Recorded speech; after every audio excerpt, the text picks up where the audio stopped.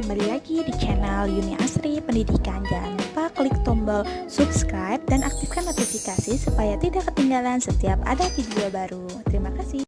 Assalamualaikum.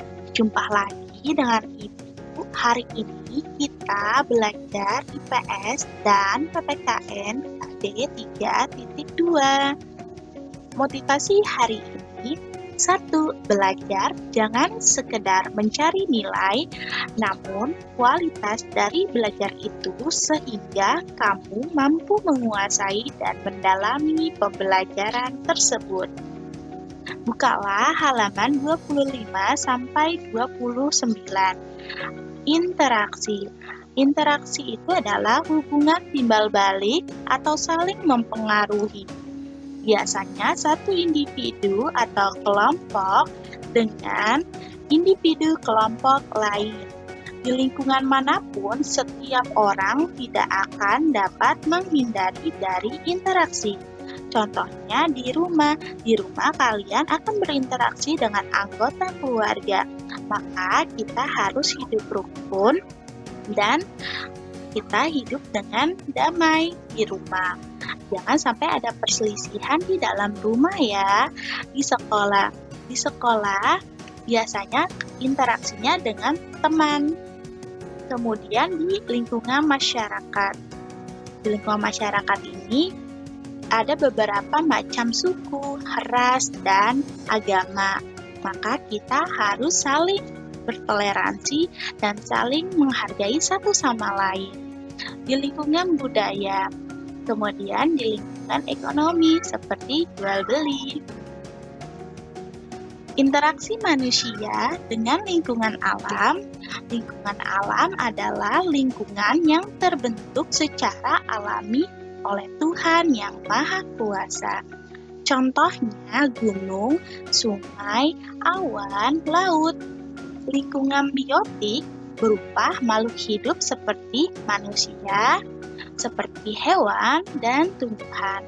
Lingkungan abiotik berupa benda mati. Contoh benda mati: air, udara, cahaya, matahari, tanah, dan iklim.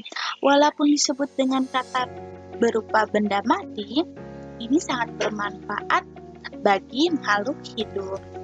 Interaksi manusia dengan lingkungan alam memerlukan penyesuaian diri atau adaptasi. Contohnya adalah nelayan. Nelayan beradaptasi dengan cuaca dan laut. Interaksi manusia dengan lingkungan sosial menghasilkan interaksi sosial yang melibatkan individu dengan kelompok, kelompok dengan kelompok.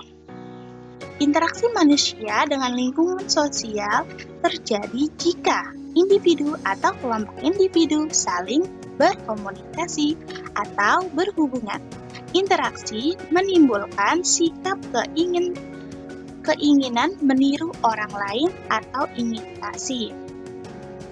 Contoh dari interaksi sosial yaitu kerja bakti. Keragaman dalam interaksi sosial. Keragaman dapat kita jumpai dalam interaksi sosial.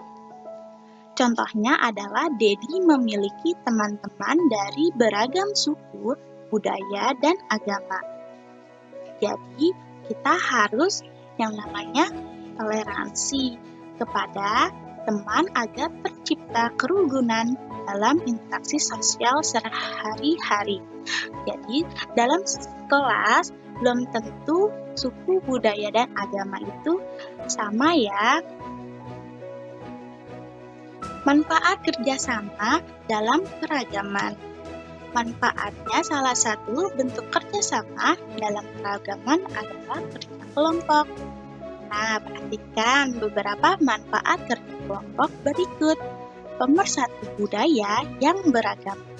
Pekerjaan menjadi lebih ringan dan cepat selesai. Dapat bertukar pikiran antar anggota kelompok. Tugas halaman 36, silakan kalian buka. Amatilah lingkungan di bawah ini. Amatilah interaksi yang terjadi di lingkungan-lingkungan tersebut. Temukan interaksi yang terjadi di lingkungan-lingkungan tersebut. Kerjakanlah nomor 1 sampai 5. Contohnya nomor 1 tempat pasar. Apa interaksi yang terjadi? Biasanya di pasar terdapat pembeli dan penjual. Silakan kalian tulis di buku tulis kalian. Tanya jawab. Nomor 1, apa contoh interaksi manusia dengan alam? 2, mengapa orang harus bersikap toleran terhadap orang lain? Apa itu interaksi? Apa saja yang melibatkan interaksi? Kelima, apa itu lingkungan biotik dan abiotik? Keenam, apa itu imitasi dalam interaksi? 7. Apa arti manusia sebagai makhluk sosial? Nah, sekian. Terima kasih. See you next time. Wassalamualaikum warahmatullahi wabarakatuh.